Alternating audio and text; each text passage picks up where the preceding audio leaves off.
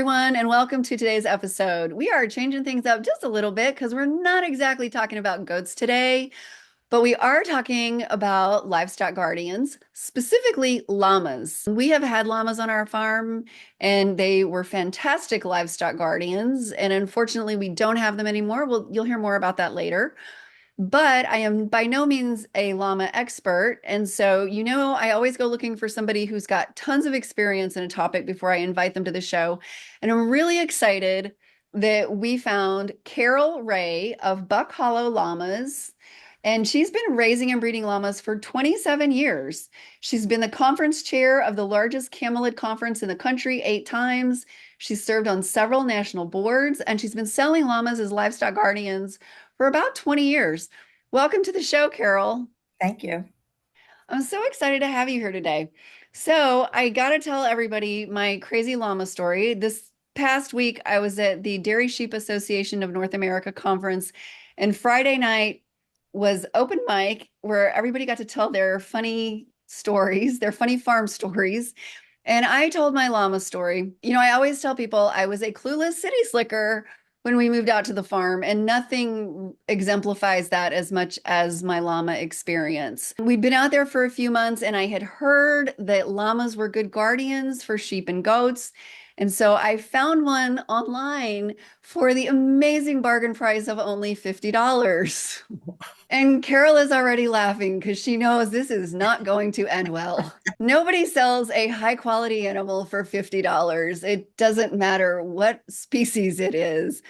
So I send my husband to go get the llama, and he brings it home and lets the llama in the pasture. And my first big red flag should have been when the llama came running up to me like I was his new best friend and puts his face in my face. And Carol looks really worried now. If you're listening to this audio, she knows she's covering her face. She's like, oh, this is bad. Being the clueless city slicker that I was, I immediately started to pet him, and I'm just running my hand up and down his neck. It was the softest thing I had ever felt in my life. And he starts making a purring sound, which I thought was just the cutest thing ever. And I keep petting him, and he keeps purring, and he's got his face in my face. And within a split second, I was on the ground. He was standing over me, straddling me, all four legs. His face was in my face. And I am now screaming bloody murder, crawling, trying to get away from him. I had no idea what was on his mind. But after consulting with the people on my Yahoo homesteading group, which is what we all used back in 2002, I learned that he thought I was his new girlfriend. And llamas mate lying down. And so you just kind of fill in the blanks there. And I finally managed to get away from him and was advised, like, do not ever go in the pasture with him unless you've got a big stick or something. And the assumption was that he was intact and had maybe been bottle fed as a baby. And I didn't think, I'm like, no, I don't see any testicles, because next dumb city slicker mistake, I thought they would be hanging down like a sheep or goat, and they are not. And several months later, when he was walking away from me, he flipped his tail up over his back, and I saw what looked like a couple of little eggs on his back end, which I immediately recognized as testicles and realized, like, oh yeah, all those people were right. This is an intact llama. And he did think I was his new girlfriend. Don't ever buy an animal for $50. So, Carol, that's like my terrible llama mistake. So that's the wrong way to do it, okay? Do not buy a $50 llama online. So, what should somebody do if they're thinking about getting a llama as a livestock guardian for their goats? Well, actually, I have to admit, that's probably the worst story I've ever heard. I've heard a lot of good stories, but no, this is a good segue into, I don't know if you've ever heard of, it's called Berserk. What used to be called Berserk Male Syndrome, but now they Yes. call it Berserk Animal Syndrome. But many sheep and goat people get sucked into that scenario because they don't know any better, and shame on the people selling them. They know that something's wrong, and unfortunately those animals can't be rehabilitated, and they're very, very dangerous. I mean, you probably know now how lucky you were, but they can be very, very dangerous. And it is caused by inappropriate bottle feeding or animals being taken away from their moms too early, weaned too early, and then coddled.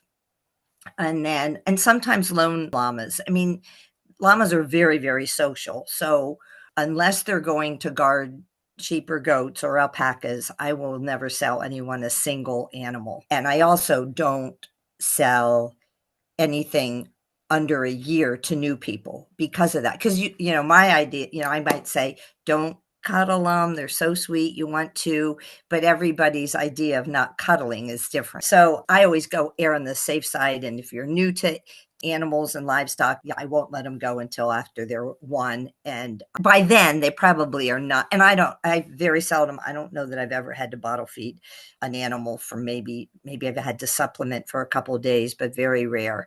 But anyway, so that it really is a scenario. And so I would caution against that because, you know, it's interesting. The Berserk Animal Syndrome sometimes doesn't even show itself until maybe a month or a couple weeks after you've had the animal on your farm. And I've been called in on a couple cases and to evaluate. And I'm like, I don't think this, you know, I was really up in the air. And then I went back a couple weeks later and evaluated, and all that territorial behavior kind of was a little more obvious. So you found it out really early. But the other thing, I always tell people to never get an intact male to guard. I mean, of course, you want a gelding, but even more importantly, you have to make sure that that gelding has never, ever bred. I always say get a virgin gelding because I have a gelding. I have a couple geldings on my farm, and when the girls come in, they still want to breed. And so it's, you know, you gelding take the testosterone issue out of the picture, but there's still that, I don't know, memory of them. And, you know, for other llamas, he can try to breed other llamas and the females just ignore them. But you don't want a big llama jumping on your sheep or goats because they think, oh, I want to breed them. And so I always say, make sure that animal, and I'd love in our industry for animals, I'd love to get something started that they get tagged when they're gelded as virgins, like some, you know, a chip in their, or a notch in their ear or something, so people know, because that does happen. And you might know the person at the time that you buy, say, an intact male. I see that all the time. Oh, I have an intact male that make a great guard or 4-H animal. Well, probably make a good 4-H animal, but it's not going to make a good guard. And so that animal sometimes gets passed on. And, you know, from a 4-H animal, it's a gelding. And then maybe 5 years later, they want to sell it or whatever, and they sell it as a guard thinking that it's fine. And it could be. There's plenty of people that have had, well, I don't know plenty, but I know people that have had an animal that used to be intact and they haven't had problems, but I know more people that have had problems. So I always err on the side of safety because I don't want anything to happen. So Yeah. yeah. I'm so glad you mentioned that about getting one that has never bred a female because I had not heard that before. And I knew how important it was that you not get an intact male to guard because that was one of the things I heard really early on. The man who fills up our propane tank on the farm was telling me about it. He got a llama to guard his sheep and he kept finding dead ewes around the hay feeder. And he had no idea why. Like, why are these ewes like dying around my hay feeder? And then he finally saw one day it was because the llama was laying on top of them. Because I guess we didn't say that, but the way that llamas, they call it cushing, they cush. The way that llamas mate is that the female lays down and the male lays on top of them. So when you've got something like a sheep or a goat, they don't have to lay down. The llama can just go walk over them and Yeah. lay down and unfortunately crush them because they weigh so much more. Mm-hmm. Yeah. And so I really feel like that's important. And people do use females too as guards, and they make great guards. I mean, the jury's out within the industry about which are better, females or males as guard. I think they're equally good, but I tell people, do you want to pay a breeding female price? Because, I mean, unless I have a female that's a non-breeder, and sometimes that takes a long time to determine, you're going to be buying a female that's a breeding female, and I'm going to sell her as a breeding female price. And so I tell people, unless you can find a non-breeder, and I try to find, I'd help people find them if I don't, but they're kind of rare. I mean, they're not as easy to find as geldings, let's say, put it like that. Let's talk a little bit about what llamas are good at guarding and not guarding and what predators they can guard against. So, like with goats, obviously we're mostly talking about guarding goats here, but like they would not be good at guarding your chickens against raccoons. You're correct. I mean, they're good with goats and sheep, alpacas, any other smaller livestock. There are a bunch of men from West Virginia that were really interested in the llamas as guards for their cattle. And I'm like, wait a minute, can't cows take care of themselves? But he said that they have such an awful coyote problem down there that the coyotes will get the calf as it's being born. Oh my I was goodness. horrified by that, but they didn't get one from me. I found them one from a friend, and I guess they worked. But the llamas naturally do not like coyotes. They can't like anything. They cannot guard against a pack of anything. They can give the alarm call, and the alarm call is, which you probably heard, didn't you, with your ears? The alarm call is very distinctive. I always say it's kind of between a horse's neigh and a donkey bray, and I would imitate it, but you think I was crazy, and it's just weird.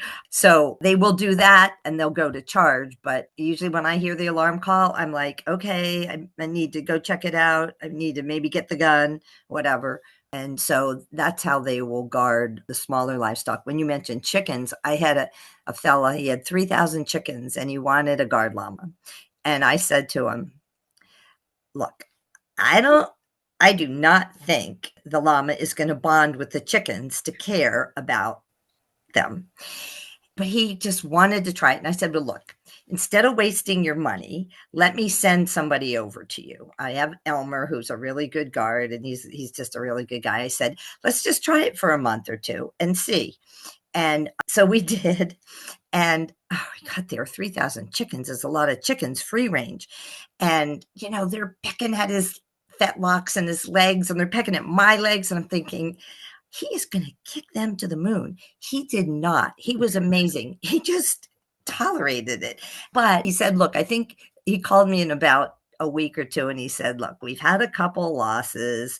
And I said, I think it's too much for A, 1 llama, and 2, I don't think he cares about the chickens." So we tried it for a month, and I think he just really wanted a llama and wanted an excuse to have one. So I said, let me bring Elmer back, and you guys can think about it. So yeah, I kind of agree with you on the llamas guarding chickens, um, just chickens. Yeah. So And I don't think they care about they really just hate canines like coyotes and smaller dogs. I don't think they really care about raccoons. Like raccoons are that kind of thing. They're so small. well, I did find a dead raccoon in my mail field, so I think that he cared enough about it, like he didn't know what it was, so he just stomped on it. And Okay.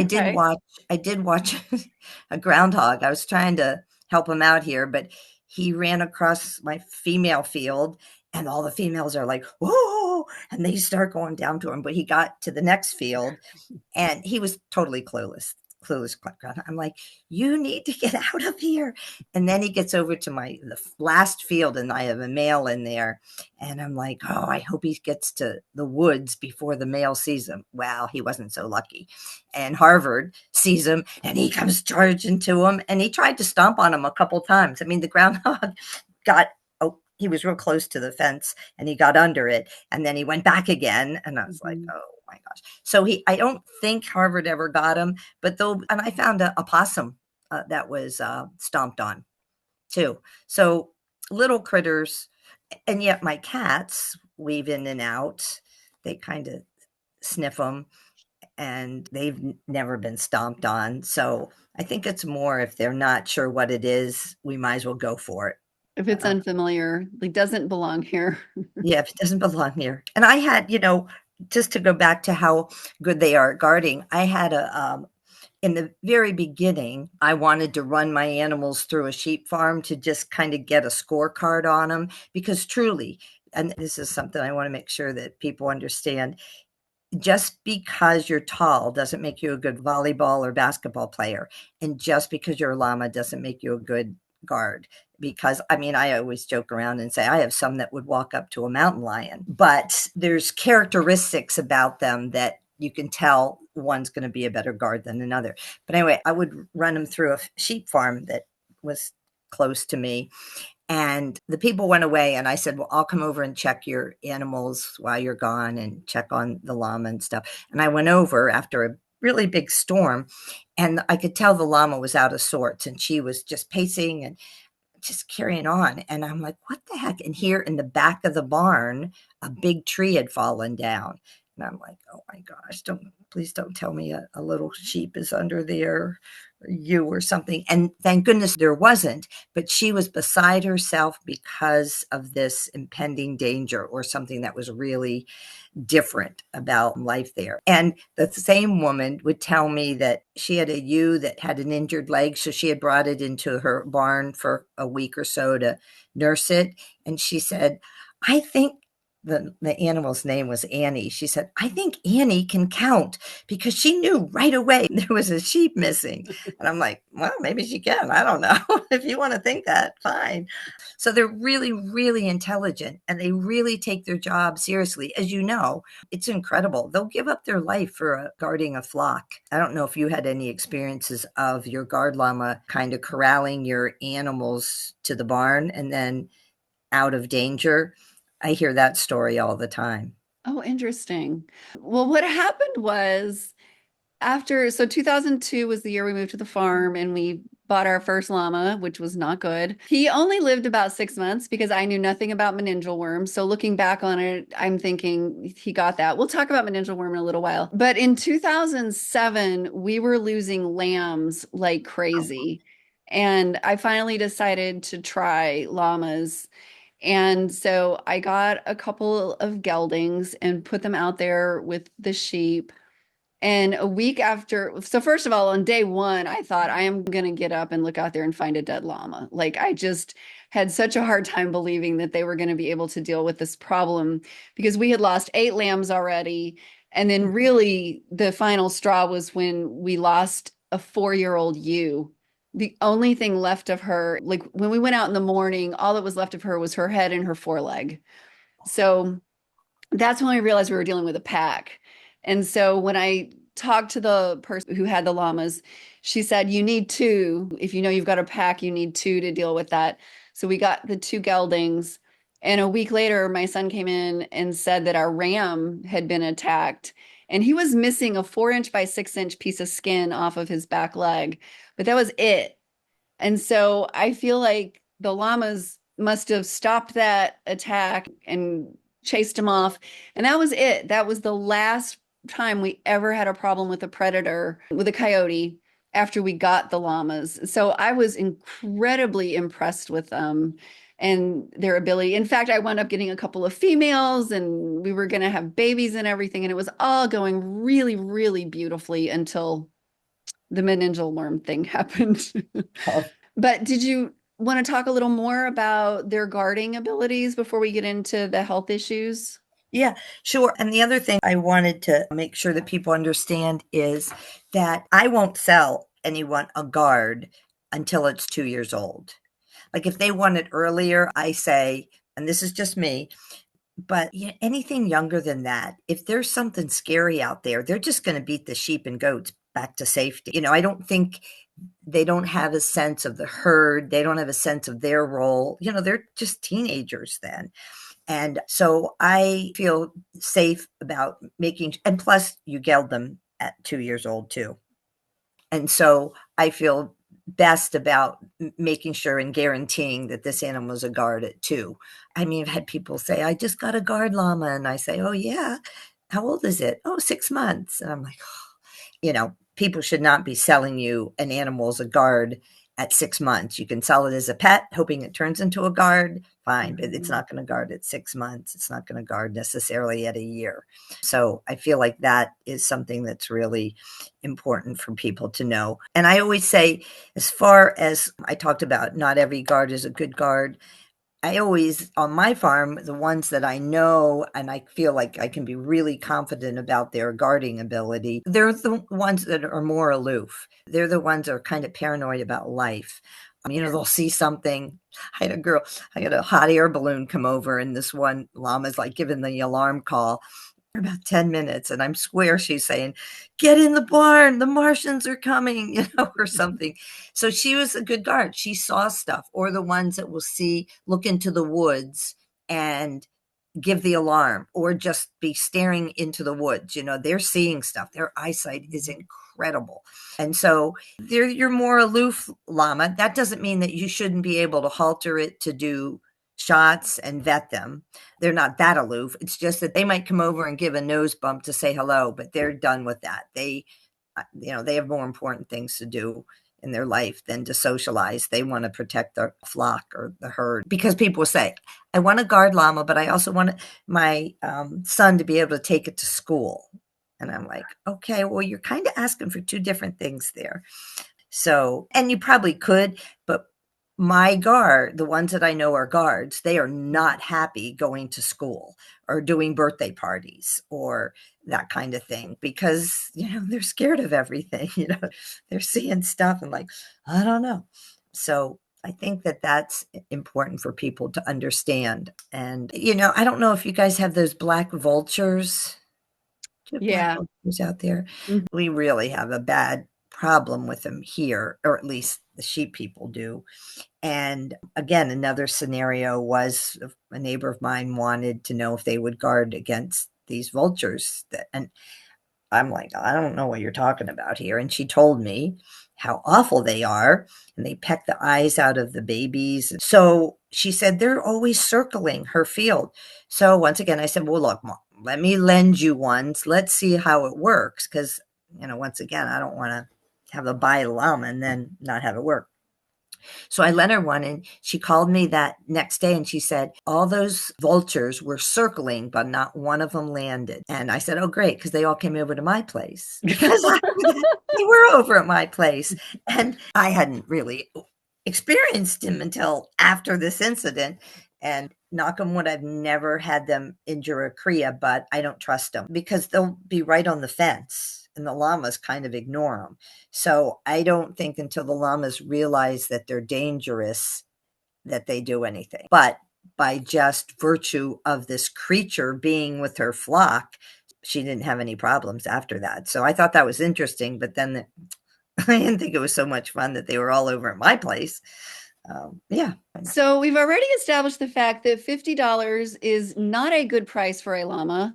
If somebody's only priced a llama at $50, the reality really is they should probably be paying you to take away their problem for them. So what kind of a price range are people usually looking at to get a llama for a guard animal? Today, I hear prices all over the place. I mean, I've heard as high as 4,500. I sell my guards for, depending on some criteria, between 3,000 and 3,500. I think, I don't really know. I know that they're hard to find. I mean, when people call me, I'll put them on a waiting list. And I also say, I'll try to find one. So I call my friends in Illinois and Indiana and Iowa and people that I see at shows, and also people that I really trust to buy from. And sometimes they don't have them either. So it's a good thing that these animals are being used for a great purpose, but they're not as easy to find as your $50 llama. Even 10 years ago, you could find them a lot easier, and you could find llamas in rescues, but you usually can't. I do tend to discourage people from auctions. I mean, you can end up with a great situation, but more than likely there was a lady near me that my vet asked me to come in on and see if her animal was berserk. And it was. And I said, no question about it. That animal was berserk. And so the vet suggested that she put her down. She said, no, I can't do that. I'm just going to send it to the auction. So that's what's happening with these berserk animals. And you won't know. Like I said, you won't know when you're at the auction. And even you won't know for the first month when you get them home. It could be sooner, but that's my biggest fear with auction animals. And that's why real early in the industry, when people, I think it started maybe with the alpacas, people would get a guard and they get it from an auction. And I can't tell you how many alpaca people would come to my farm frightened to death of llamas, and they said they're mean and they're eye level and they just spit at you, and all of that, as you know, is berserk behavior. They don't want to spit at you. It's disgusting. And so I think that's my biggest fear. And then also you could just get something that's broken down and not capable of guarding. So that would be my other big suggestion, because it always breaks my heart when people get stuck with something that, you know, you were at least fortunate that your berserk animal got meningeal worm. I mean, Yeah. if not, then people have them for, unless they have them put down, they'll have them for 18 years. Hmm. Um, Yeah. Let's go ahead and talk about meningeal worm a little bit. So it's a really interesting worm because it's naturally in white-tailed deer. If you're out west and you don't have white-tailed deer, this is not going to be a problem for you. But those of us in the eastern half of the US who have white-tailed deer may have to deal with this. And that is that meningeal worm, it's in the deer poops, and the eggs are in their poop, and then they hatch, and a snail or slug then crawls across and picks up the larva in their slime. And then if a goat, because we've done a whole podcast episode on meningeal worm with Tatiana Smith from Cornell. And then so then if a goat or sheep or llama eats something that's got that larva on it from that came from the snail, they might accidentally eat the snail or the slug, or it may just be like their slime with the larva got left on a leaf or something that they eat. Then they can wind up getting infected. And instead of staying in the intestinal tract, like all of the intestinal worms, it goes on a little journey and takes a few months to find its way to the spinal column or maybe even the brainstem, where it causes paralysis and neurological problems. And it's a horrible, horrible disease. And it's kind of like, looking back, it just is super obvious to me. After having llamas with meningeal worm, it's super obvious to me now, like, oh, that first one we had, that's why he died, because we found him at the bottom of a hill, and all of the snow, it was in January, all of the snow was gone from above. So like he had obviously fallen at the top of the hill and like skidded down. And being newbies, we're like, oh, I guess he broke his back or something when he fell down the hill. But a healthy llama does not fall down a hill, you know? So it's like he was probably just at the top of that hill when the paralysis set in, and that's where he fell and rolled down the hill. Because our first llama with meningeal worm, we found she's just like laying in the middle of the pasture. She couldn't walk. mhm. And so we had to get her to the university vet hospital where we finally got a diagnosis. And it's horrible. They tried to treat her, but spinal column damage does not always heal.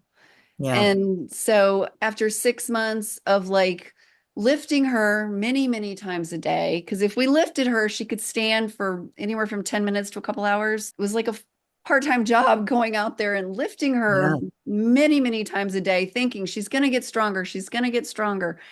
And after 6 months, like that was the hardest decision we ever had to make, to finally put her down, because like, you know what? It's been 6 months. Her Yeah. quality of life is terrible. It's not getting better, you Right. know? So that was a really hard decision to put her Yeah. down. So I'm sure you have a lot more information about meningeal worm. Do you want to talk about that a little bit? Yeah, I can a little. Thank goodness my farm, I've never had an experience like that. I mean, I have white-tailed deer everywhere, like I told you, but there are some telltale signs. Like I will always, like if I see them drag a leg, or sometimes there'll be a head tilt if it's in their spinal column, or they walk like they're a little bit drunk, ataxic. Those are some symptoms that if I see that, and it's also really easy to confuse heat stress symptoms and meningeal worm because they both kind of present themselves the same. Either way, I still always treat for meningeal worm because if I do treat and they don't have it, it's not going to hurt them. And if I don't treat and they have it, they're going to die. And so you can save them. And like what you said, it's true that once they have the nerve damage, it's really hard to bring them back from that. But if you catch it, and it's hard to, I mean, like you said, especially I think with a guardian llama, like I'm with my llamas all the time, and if they sneeze funny, I can tell, who's off or something. But, thinking, okay, you have a flock of sheep or goats, and you have one llama in with them, and you're not even sure what's normal behavior walking, it would be very easy to miss. And that's when, it starts out with those subtle symptoms, and then they get to a point where they can't get up. It's usually back end damage is worse, and then they can't get up. It's very, very hard to bring them back from not being able to get up. And kudos to you for giving it 6 months, because sometimes people have been able to, but that animal never really will recover. I mean, they'll be able to get up and walk, maybe, but definitely not normal. And so I'm on a protocol that every 30 days I treat with ivermectin or Dectomax. And then when it gets like frozen ground or snow on the ground and there's no more, when I feel like the slugs aren't an issue, because if you don't have slugs, you don't have meningeal worm, then I'll try to take a break. And then I know when they get infested, it can take 30 to 60 days to present itself, even symptomatically. So, like, people will say, well, they got it in December, but really they probably got the worm in October or November. So that's kind of what my protocol is. And then you treat it with Banamine and Safeguard. And every time I go to a llama conference, I learned a new treatment or a different protocol. But now it used to be with Dectomax, you would do Dectomax every 45 days and ivermectin every 30 days. Now they're saying you do both every 30 days. And the dosage is different for both of them. But that was a new thing that came out this year, I guess, or at least I heard about it this year. So, and then once they have it, you don't want ivermectin to cross the blood-brain barrier. And so some that say give ivermectin to kill whatever else is in their system, but there's the danger that the ivermectin getting into the blood-brain barrier, if you're starting to see, symptoms already, that you could cause further damage. So I always say that that's a call for the vet. But Safeguard seems to do the trick in really big amounts. I think it's for 5 days. I don't know what it is for sheep and goats, but Yeah, and it's 5 times the dosage that's on the bottle. And I hadn't heard the thing about the ivermectin causing damage. Safeguard can cross the blood-brain barrier, which is right. why that's the one that works. And originally, so like when our llamas had it, the protocol was Safeguard and ivermectin and an anti-inflammatory. But then a few years ago, Cornell did a study where they had one group that got Safeguard only, one group that got Safeguard and ivermectin, and there was no difference between the two. So that's when they realized, like, well, it's really the Safeguard that's That's killing them. And just, so I'm not sure why anybody would do the ivermectin, because the Safeguard, like if there's still in their worms in the system. gut, Safeguard's going to kill them too. If it's killing one in the spinal column or the brainstem, it's going to kill one that's still in the gut also. So that's why, like, because people have asked me about like relapses in goats and stuff, and no, you don't get a relapse because this, like, one worm can kill a goat or a llama, unlike intestinal worms where we're looking at hundreds or thousands, Right. to cause damage. I mean, because it's in the spinal column. Mhm. So it doesn't take a lot to mess things up in there. I know I've heard people say too that, oh, they had a relapse. And I am having a hard time with that. I feel kind of the same way you do, that maybe they didn't treat it at the correct dosage and they delayed it but didn't kill it. I don't really know, but I'm like, no, they might have gotten reinfected. Yeah. And if you're in a place, like I know they usually say that like infection happens in spring and summer, but then you don't see sickness until fall and winter. And that was kind of what happened with us. because so if you read like how do you prevent meningeal worm, one of the things they say is having a guard dog to keep deer off your property. And we didn't realize until after we had this problem, because all of our llamas died within about 6 months from meningeal worm.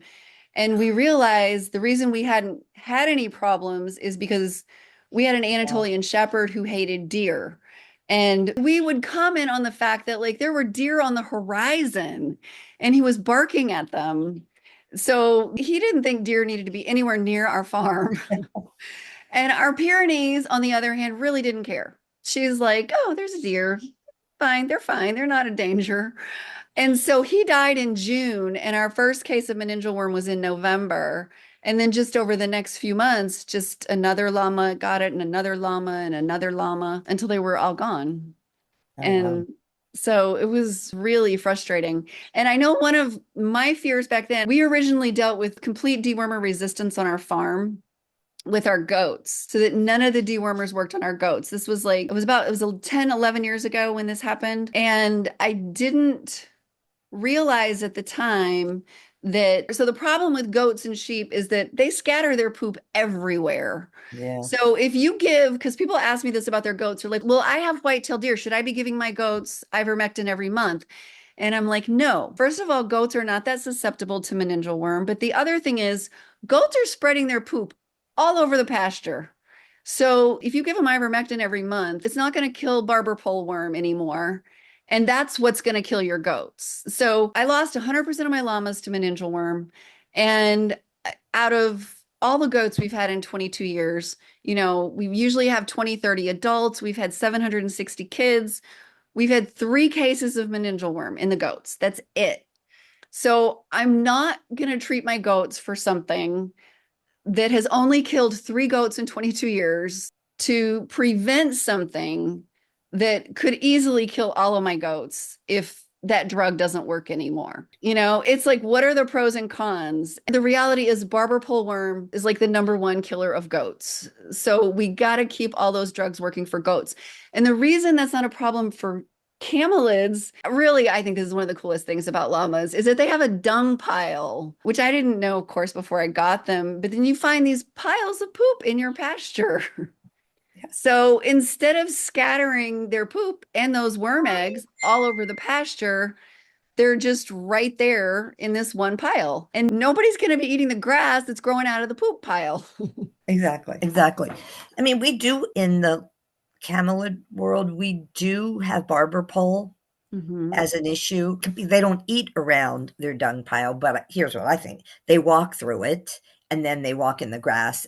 But it's still, I mean, I know that the number of count for parasite treatment in camelids is we might treat it. I don't basically what I'm saying is you guys, your parasite load is a lot higher before you treat Yeah, and than ours because we don't have, yeah, we're doing the FAMACHA and checking the body condition, and as long as they're pooping pebbles, it's usually good.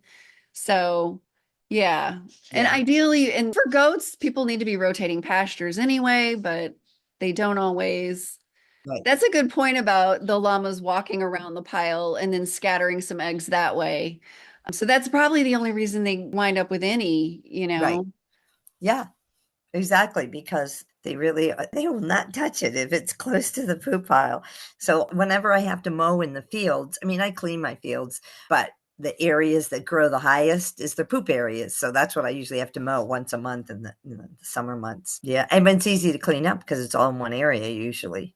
Well, basically, sometimes there are poop areas, expand. I actually have litter boxes in my barn because I thought, as long as they're doing it, I want to make sure I visualize it. So I Yeah. do that. So really the two big things with the llamas in terms of parasites that you need to be concerned about and be aware of would be the barber pole worm, which we also see in goats, and then meningeal worm. Is there anything else that people need to be aware of? I mean, they can get a case of strongyle and nematodirus and Oh, coccidia. They can get that and do that, but it's not at all, you know, the same as the sheep and goats. But I do tell people that have a guard llama to really be on top of their llama too, because now they're living with, these critters that poop everywhere. And I think that nematodivirus and strongyle and stomach worms are cross species, can cross the species. And, you know, back in the day, every spring and fall, you dose the whole herd for intestinal worms and stomach worms and stuff, but we don't do that anymore. Now I just keep an eye on the poop pile, and if anyone's poop is looking a little weird, I have fecals done, and if someone seems to have lost weight or is off, and I check their eyes every month when I do Dectomax. I check their eyes for Comanche score, and so now it's more of an individualized program. And I just always encourage people that have a llama as a guard, and that's why I always want to make sure that people realize that just because they have this guard, they don't just throw it out in the field and forget about it. It really does need to be vetted and checked, hands on it, to just do a body score on it. Llamas should not, their top line should not be straight across fat. It should be, wait a second, like that. And that's a healthy weight for them. Sometimes they, I think, can get a little chunky because they're being fed more. Llamas should only be fed 10% in dry matter, 10% of their body weight. So, like 3 pounds of hay or grain a day, that's not a lot, a flake of hay. So it's 1 flake of hay. And then I give my guys, my males, I give like this is very official, a sour cream cup, 16-ounce sour cream cup of grain. And then my moms or pregnant moms or nursing females, a larger 32-ounce yogurt cup of grain. And so sometimes people tend to overfeed them, I think. I don't know what that happens with the sheep and goats, but yeah. Some people can definitely overfeed their sheep and goats, especially like if they've only got a couple, because like they're more like pets and they equate food with love and give them treats that they shouldn't have. Exactly. And I don't know if you do, I do, they do need to have CD&T rabies once a year. Rabies is dependent on your area. I am in a high rabbit area, so I do treat my guys for rabies, but I can give that myself. And CD&T, I think everybody gives CD&T. Other than that, those are the 2 vaccines they get once a year. And then the rest is just dosing for meningeal worm to prevent meningeal worm. Oh, I know what I wanted to mention, because I've had this happen. I know that when people get a guard, how to introduce them, because the llama sees the sheep or the goats or whatever, and they're curious and they're like, oh, wow, what are you? And they go over to it, and the sheep and goats are like scared out of their wits because they're like, what the heck? And they run, and then the llama runs after them. Wait, I just want to be your friend. And so I always tell people, if you can, put them in an enclosed area for the night or for a couple hours that they can see each other's, touch noses and do whatever. And it'll be a lot less stress on both sides of the equation for that. So I do like to mention that to people. And then also when guarding, I sold a guard llama to a lady, and she called me and she said, the llama isn't with the flock. And he just stands staring into the woods, because they had their pastures were surrounded by woods. And I said, yeah. And she thought that she was, I think it was a female at the time, she was yearning for home. And I said, I don't know. I said, they're not going to stand in the middle of the flock, with an M80 waiting for something to come. They're guarding by being aware. I mean, they might eat with them, but most of the times I feel like they're on the periphery. So, I mean, you have more experience with that with what your guys did, and every animal is different probably in how they guard. But for the most part, I think they're looking at the exterior. So one time I went over to, I told you I had that sample farm that I would take my llamas over to just give them a scorecard. And I went over, and this llama failed miserably because I drive in and the flock is on the other side of the barn. You couldn't even see him. And she's there eating all by herself, no interest at all where the sheep are. I think they're interested in at night. They'll usually position themselves on a hill that they can overlook the flock and stuff. It's pretty incredible. the way they work. And we used to think back in the day that only one guard was enough. If you had two, they would just bond with each other and say, forget the sheep. But that's not true. They really team teach or whatever. So, and you could probably speak to that better than me with your herd. Yeah, the two llamas that we got originally did a really great job together. And that's pretty much what we always did then was like, wow, this is working really well for the sheep. Okay, let's get two more to guard the goats. And so we actually wound up with three sets of two in different parts of our farm. And it worked great. Oh, okay. So you had two in each pasture. Yeah, because I just didn't, I was just so worried. Like I knew the coyotes were really bad, and I did not want to go out there and find a dead llama one day. So, and I never did, not from coyotes anyway. Right, So, right. so this has been really great. Is there anything else you can think of that somebody needs to know before they go out and get a guard llama? We talked about age. We talked about, male versus female, berserk. How to Um, introduce your llamas to your sheep or goats? yeah. So I think that's always my biggest. If you do feed llama minerals, many of the minerals have a little bit of copper in them because llamas, they don't need a lot of copper, but they do. So I know the minerals that I have made that have some copper in them. So you have to make sure that the llama minerals are a lot higher, or you have to figure out a way to feed it that the goats and sheep can't get to it. Because Yeah. one of them can have copper, right? Yeah, sheep are very susceptible to copper toxicity, whereas Okay. goats need a lot. Oh, okay. So goats can tolerate it. Yeah. So I always put the llama minerals up higher though, so that Yeah. only the llamas could get them because I knew it did have a different formulation. I don't remember how much copper it had in it compared to the goat minerals, but it's like, well, the llamas could eat the goat minerals if they want to because they're down low, but the llama minerals are up high, so only the llamas can get them. Yeah. Yeah. So that I think that's a good solution. So Yeah. anyway, yeah, I think that's pretty much, and anybody can call or contact me if they have any other questions Yeah. So where can people find you online? through my website, which I don't know if I gave you that. I guess I did.